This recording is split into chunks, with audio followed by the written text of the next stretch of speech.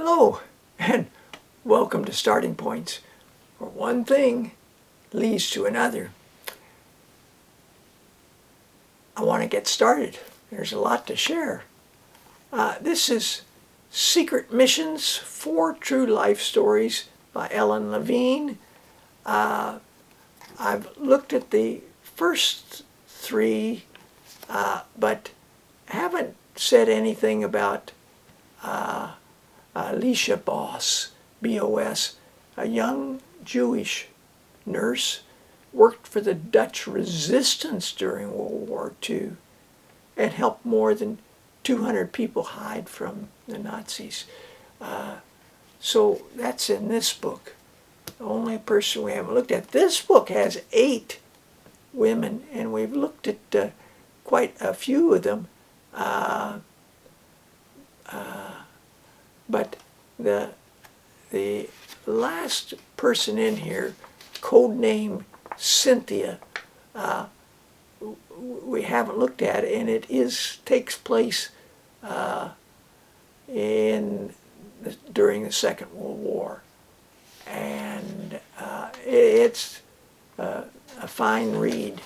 Now, this book has for further reading, and that's wonderful to have that happen.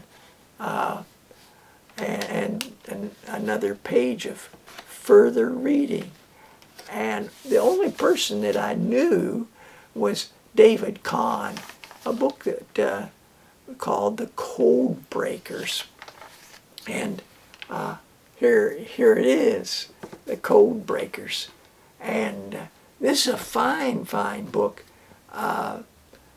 All kinds of new to me material in it. So having a list at the back of a book with other titles, that's, I think, just a wonderful thing to include, for the publisher to include, for the writer to include. Here's a book for relatively very young.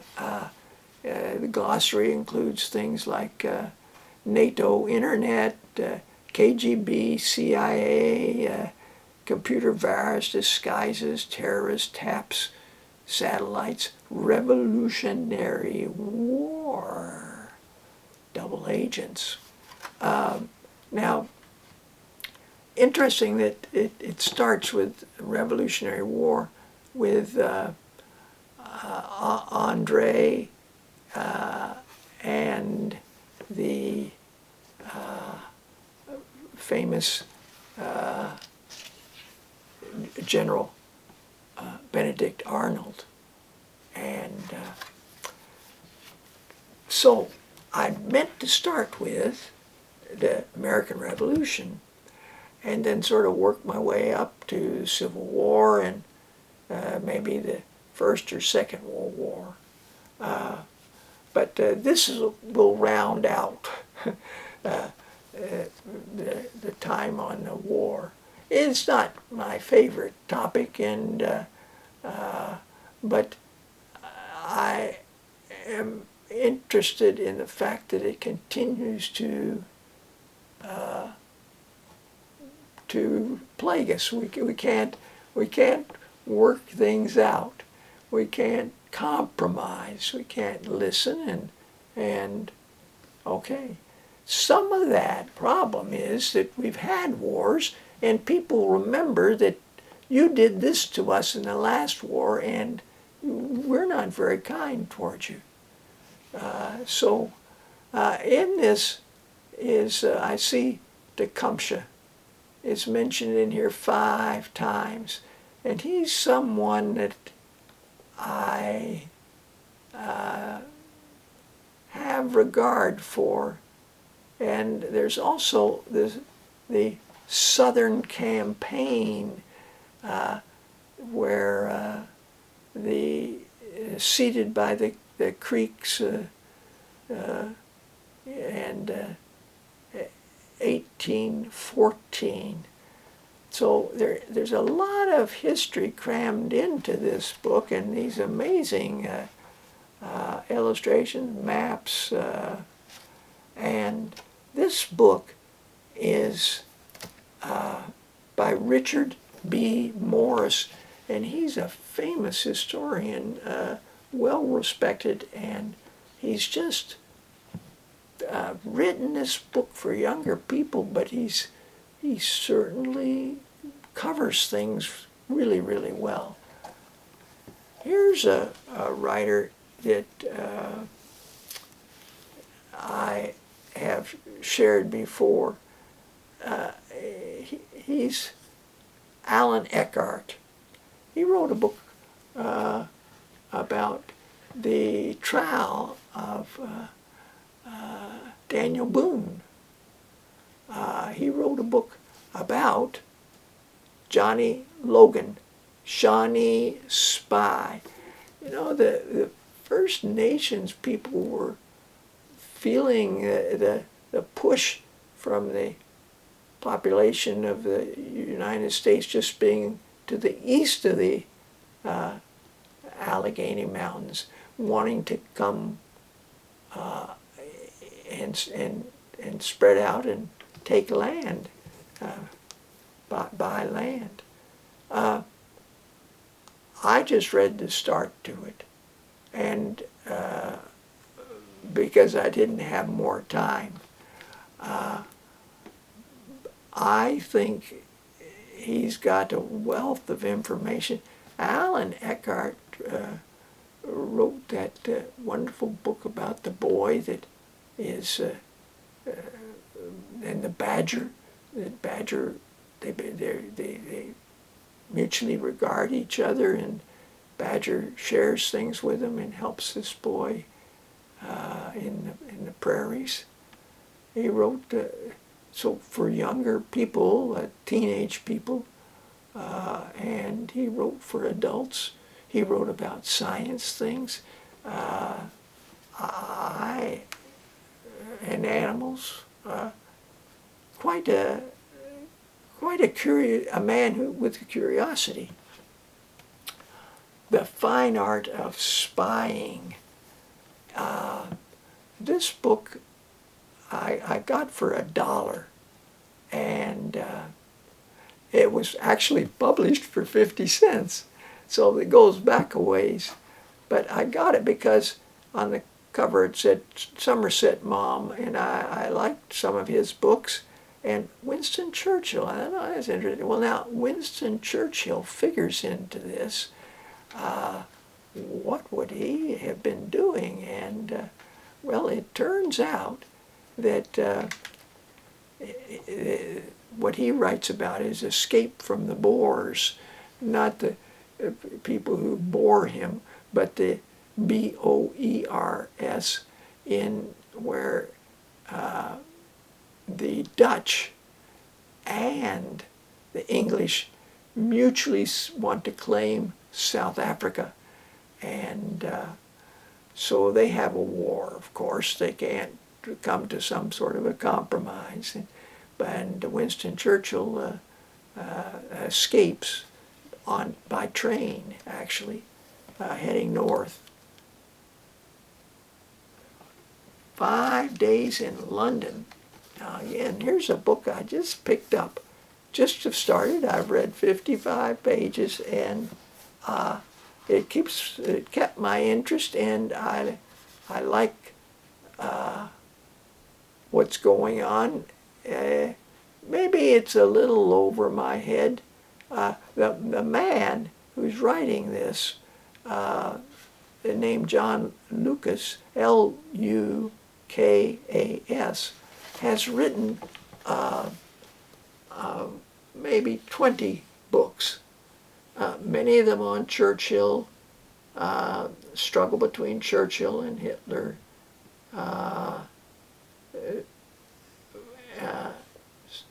and political sorts of things, a history of the Cold War.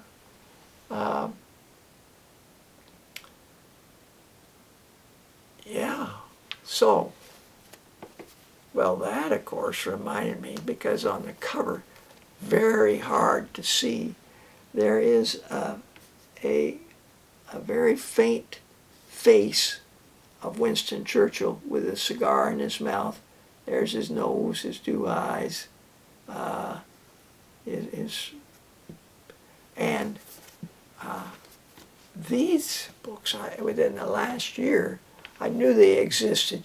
I got all 5 of them free, and they are The Gathering Storm.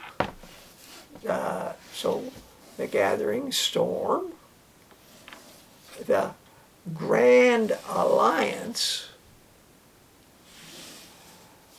The Hinge of Fate, The Hinge of Fate. How does luck play in? I think a lot of people, when they get older like I am, they look back at these lucky things that happened. Boy, was that ever lucky, and that. So let's hope that people have things that they can call, well, that was lucky. The 4th book is called Closing the Ring. Closing the Ring, of course, made me think of the Lord of the Rings. There they are in this imaginary world, fighting the war, the battles, and triumph and tragedy is the 5th book in this 5-volume account of things.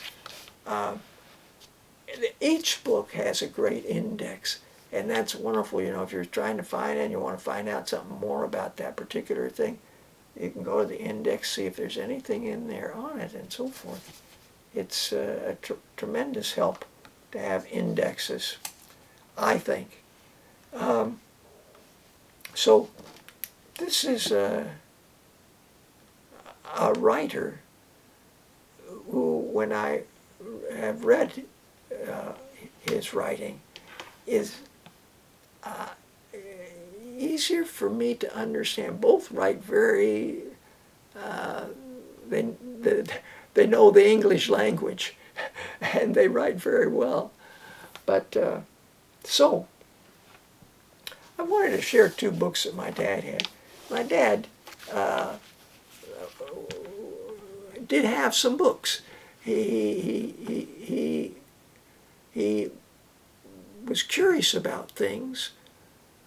He graduated from high school. He's one of 6 brothers, and he had to go to work. He had no choice. He would have liked to have gone on and studied more, but he had no choice, really. He had to work. And but these were 2 books that I thought, oh, man, these are interesting books. They're both by the same man, John Gunther. And John Gunther was a journalist, and he went to countries. He actually visited these countries. This one's called Inside Europe, and he visits all these countries and writes back to newspaper publications in the United States. And he's what's going on. And he's doing it at the time that the Spanish Civil War and the troubles that are brewing here and happening here, and and he's reporting all what's going on. And fascinating read. And he did the same thing after he'd finished this book, and it was so well received. He did another book, and this book is Inside Asia. Inside Asia. And let's face it, if you are living in the United States or Canada, most people know about England, France, Europe. Maybe they even go there, a visit or something. But the Asia is a different place, and it starts off with the Emperor of Japan, and it's got maps, it's got everything in there. He visits the Aga Khan. He's the British rule in India, far frontiers, the Shah of Iran, the Arab world, kings of the Middle East, land of Israel, and over here after Japan, and Japan is making war, and the Russian position, the Colossal of China, Chiang Kai-shek,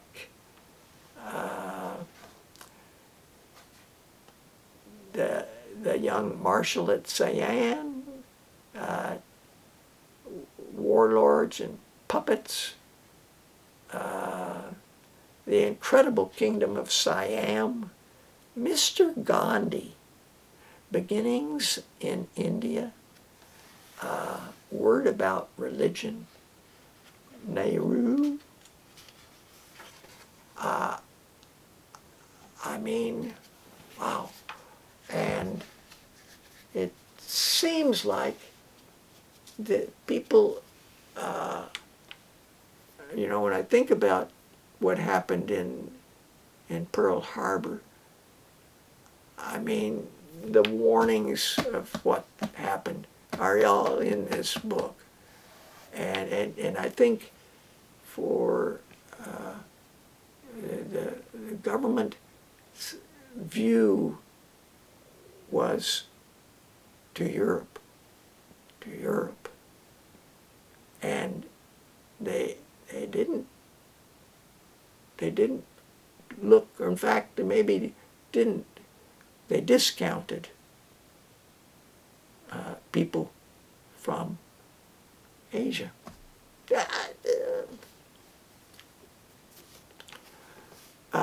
So the code breakers, David Kahn. This secret is out. True spy stories. This book's got. Now, why did I put a thing in here about Lawrence of Arabia?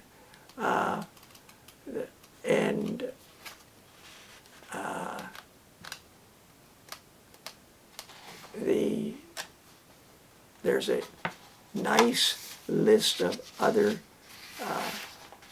in the bibliography at the back. So if somebody were really interested, it's helpful to have things that you could do to follow up on things. I got this book free just recently. It's all luck. That the true story of Canada's unlikely spy. This is in the Second World War. Name is Emma. I've only started the first few pages, and yeah, it's one that I'm going to be finishing. The same with this one, For Freedom. This is by Kimberly Burbaker Bradley. Kimberly Bradley. She's written a lot of powerful books. I've read this one and the sequel. I looked to see where the sequel was. I couldn't find it, but I read it, and I think she's written a third. This is called The War That Saved My Life. And in the second one, the riding ponies, riding horses. Children have been evacuated out of London, and she's at a place with her her brother is there as well. The Code Talker. I had to take a little breath before this, because this book is a novel about the Navajo Marines in World War II. Again, there's a group, a story that people probably, not everybody knows. Unfortunately, the Navajo had such a closed language and they could send messages in their language that the Japanese had no idea how to break, how to read. So this was an amazing bit of history that I don't think most people know about. The importance of what the Navajo did to help that war come to a close.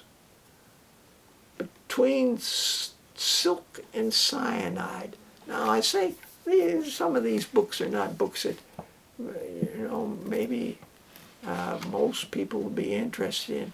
But my oldest son and I got the book first, and I read it, and I really liked it. He got his own copy and read it because he wanted to have a copy of it too. So a lot of little known aspects about the Second World War. And as you can see, it gives you a a huge index at the back, and it gives you nearly about 600 pages. And this is quite a few years back, but I read it with just fascinated. And this is really a new thrilling game called Code Names. You have these pictures in it, and you place them out in an arrangement. And you've got many pictures to choose from. They get shuffled up, and the two teams. One player on one team is the one that gives the clues. You might say tails, and you're looking to see. This one's got a long tail of a lizard on it, or this one, it's a kite with a tail on it, or something. And he will also tell you how many. He says, one. Okay, you're only looking for one. But he could have said maybe two or three. And you're having, with your partners on your rest of the team, the partners are trying to decide what ones will we choose. So it's coming to an agreement and compromising, and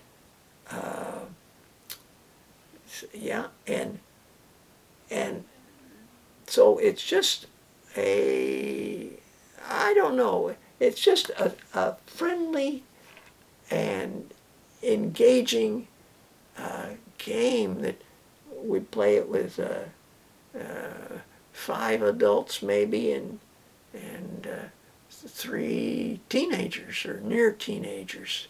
Even 8 or 9-year-old can play this game. As a 15-year-old enjoys it, and the adults enjoy it.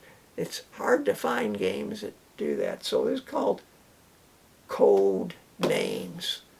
Well, thanks for joining me. Until next time, bye for now.